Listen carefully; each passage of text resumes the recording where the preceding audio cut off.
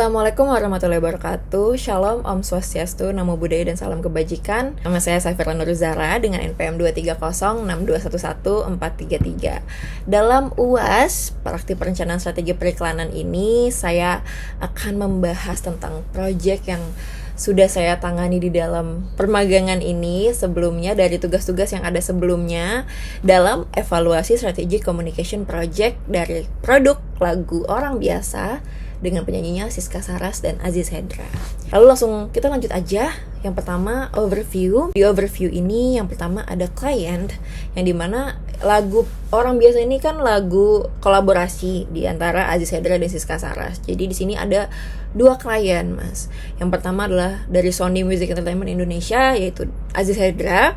Lalu juga We Court Evermore, yaitu Siska Saras. Nah, apa sih tujuan dari hal ini? Tujuannya yang pertama untuk menghadirkan pengalaman musik yang intimate, hangat, dan tak terduga melalui kolaborasi Aziz Hendra dan Siska Saras bersama DJ Tone Hate. Jadi memang lagu Orang Biasa ini kan lebih ke arah jazz, cuman pada saat itu orang tuh mungkin bingung karena memang tidak ada brief bahwa abis ini akan ada DJ. Jadi DJ-nya itu beda sesi, Mas.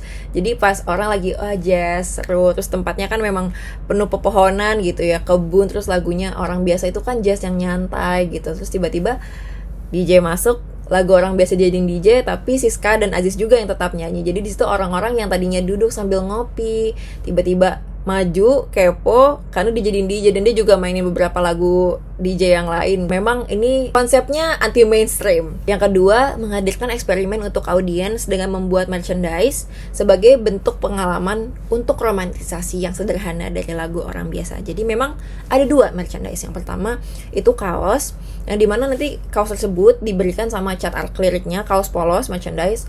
Nah di situ orang-orang bisa sekarya mereka, semau mereka untuk melukis di baju itu.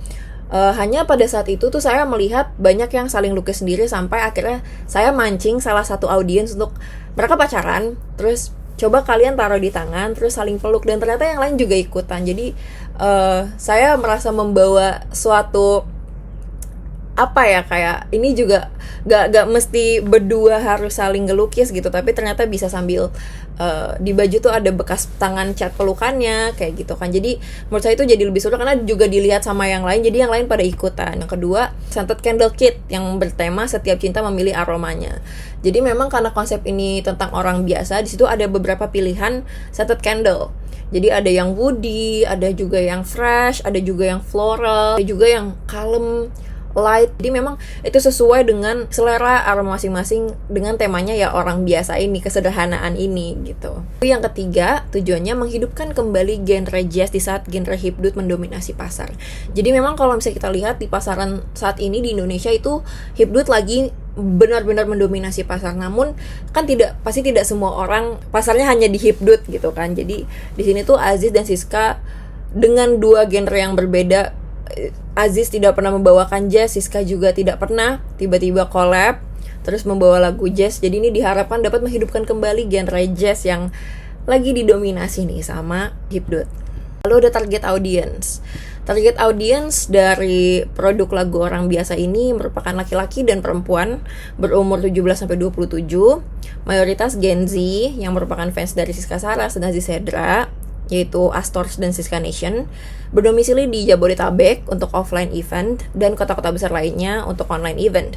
Loyal, suportif, dan bersemangat untuk terlibat dalam fan gathering dan intimate showcase.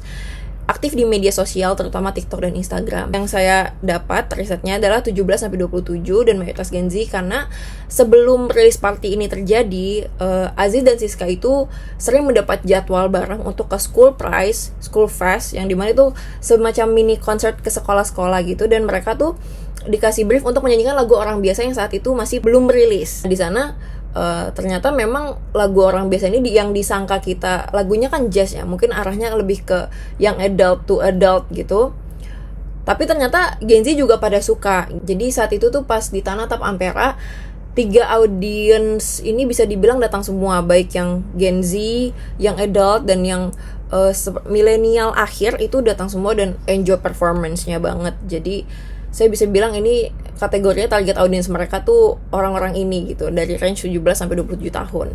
Keberhasilan dan apa yang bisa diperbaiki. Keberhasilan pertama, membawa perhatian terhadap konten promosi menggunakan lagu tren. Yang kedua, berhasil membangun buzz dengan gimmick bahwa Siska dan Aziz merupakan pasangan. Lalu perbaikannya apa? Poin pertama, meningkatkan awareness personal branding dan chemistry di antara kolaborator dengan produksi konten sound yang sedang tren atau viral.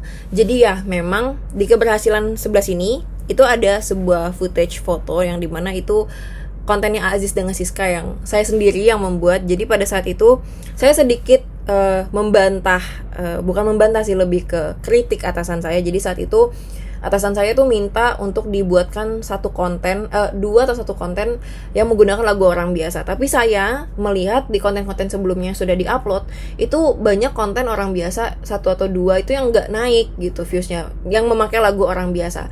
Itu menurut saya karena saya melihat dari comment section itu ya masih banyak orang yang tidak tahu Aziz Hendra dan taunya Siska Saras JKT48 gitu. Jadi pacaran gitu, karena setahu saya dari Siska bahwa member JKT48 itu kan tidak boleh pacaran. Jadi masih banyak yang juga belum tahu kalau misalnya Siska itu sudah menjadi alumni member JKT48 gitu. Nah, pada saat video orang biasa ini tidak terlalu naik, saya mencoba dengan menggunakan beberapa tren yang terjadi di sosial media yang lagi happening lah gitu kan.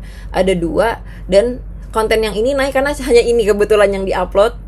Tidak, ada 2, ini dan Zootopia. Cuman yang Zootopia itu hanya sekitar 15.000 likes, tapi yang ini benar-benar naik sampai dibuatkan meme, dan dibuatkan meme pun ini juga tetap naik gitu. Jadi setelah ini terjadi, setelah trennya pun masuk, viewsnya tinggi, orang melihat chemistry mereka berdua, lalu juga dijadikan meme juga gitu kan. Jadi orang-orang udah mulai percaya nih kalau misalnya Aziz dan Siska itu pacaran gitu. Dan juga jadi mencari kan, ini ternyata si Somebody's Pleasure penyanyinya. Ternyata Siska udah alumni gitu. Karena semakin banyak comment section kan semakin banyak yang berdiskusi kan Mas. Jadi di situ saya melihat kayak ada nih orang yang percaya kalau Siska udah ini Aziz udah ini gitu. Jadi di situ kayak oke, udah dapet nih. Orang udah kenal Aziz Hendra tuh penyanyi Somebody's Pleasure, si Siska udah alumni JKT, udah boleh pacaran, kita naikin lagu orang biasanya gitu. Nah, perbaikan yang kedua, pada awal campaign kolaborasi lagu orang biasa, Siska Saras dan Aziz Hendra membangun gimmick chemistry mesra. Betul, jadi mereka memang tidak pacaran untuk meningkatkan engagement dari lagu orang biasa. Namun ada potensi retak saat Siska melakukan TikTok live dan tidak sengaja memperlihatkan pacar aslinya. Ini menimbulkan kebingungan audiens dan merusak konsistensi narasi campaign. Jadi betul, di 2 minggu campaign ini berlangsung, Siska Saras itu nge-live di TikTok. Lalu dia itu ditanyakan sama fansnya, ada salah satu seorang fans bertanya lah kayak, beneran pacaran gak gitu. Terus Siska, aku punya pacar. Pokoknya long story short, tiba-tiba Siska kayak ngambil HP-nya gini, ternyata ada orang yang capture fansnya dan itu viral. Jadi orang dibingungkan dengan sebenarnya Siska itu pacaran sama Aziz atau sama yang di capture sama orang fansnya ini gitu. Jadi sempat di situ orang banyak yang nggak percaya kalau misalnya Aziz dan Siska itu pacaran. Jadi saat itu sempat kontennya agak bikin membingungkan netizen gitu. Namun ya setelah konten ini terjadi, itu udah naik lagi. Dan fun fact Mas, di dalam konten tersebut Aziz Hendra itu orangnya sangat kaku, sedangkan Siska itu orangnya sangat luas. Di dalam video itu ada scene Aziz itu nyolek dagunya Siska. Di situ Siska tidak saya brief, jadi supaya reaksinya dia itu natural, karena udah banyak orang yang nggak percaya kalau mereka itu pacaran gitu, nggak ada yang percaya. Dan di situ Aziz nyolek hidungnya atau dagunya gitu. Jadi pas saya videoin, saya gituin terus dicolek, terus Siskanya salting beneran gitu, salah tingkah, lalu viewsnya naik gitu. Lalu di sini ada tantangan dan implementasi rencana komunikasi strategis. Yang pertama tantangannya, Siska Saras dikenal sebagai ex-member JKT48, bukan sebagai solois. Banyak fans yang juga belum mengetahui bahwa Siska telah menjadi solois. Betul, karena masih banyak juga yang tahunya itu Siska masih di JKT48. Aziz Hendra, salah satu lagu paling populer miliknya berjudul Somebody's Pleasure. Dia itu rilis di tahun 2023 dan masih tembus, itu sampai sekarang masih nge-boom, yang dia tuh nembus 300 juta stream di Spotify. Ini sumbernya dari liput6.com. Namun kurang awareness karena banyak audiens lokal yang tidak mengetahui bahwa penyanyinya merupakan orang Indonesia. Karena Aziz Hendra sendiri pun tidak pernah memiliki lagu yang berbahasa Indonesia gitu. Jadi orang tuh nggak tahu kalau misalnya Aziz Hendra itu orang Indo dan penyanyinya Somebody's Pleasure. Implementasinya, pertama, melakukan kolaborasi antar artis untuk yang pertama, menaikkan awareness Siska Sarah sebagai solois. Karena memang Siska secara followers itu memang dia kan sudah dari 2014 atau 16 gitu ya, dia di JKT. Jadi secara followers dia sudah terbang jauh tinggi. Lalu juga yang kedua, menaikkan awareness Aziz Hendra sebagai penyanyi lokal dengan lagu orang biasa yang berlirik bahasa Indonesia. Betul, karena Aziz Hendra ini meskipun dia tembus 300 juta pendengar di Spotify, di TikTok, tapi followersnya dia di media sosial hanya 80.000. Jadi di situ dia memang kurang awareness. Dan jadi mereka ini memang simbiosis mutualisme. Yang satu kurang naik lagunya karena masih dianggap member JKT48 namun followersnya sangat tinggi. Yang satu secara followers kurang tapi lagunya ngeboom gitu. Jadi dua-duanya ini diharapkan bisa menaikkan engagement satu sama lain.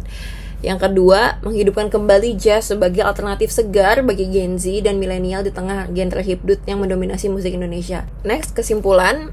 Di sini kesimpulan yang pertama, aktivasi campaign dinilai berhasil menjangkau target audiens utama, yaitu Astor, Siska Nation, dan milenial. Kedua, Aziz Hendra semakin dikenal sebagai penyanyi lokal dengan exposure yang lebih luas. Siska Sarah berhasil membangun citra sebagai solo artis terlepas dari identitas sebelumnya.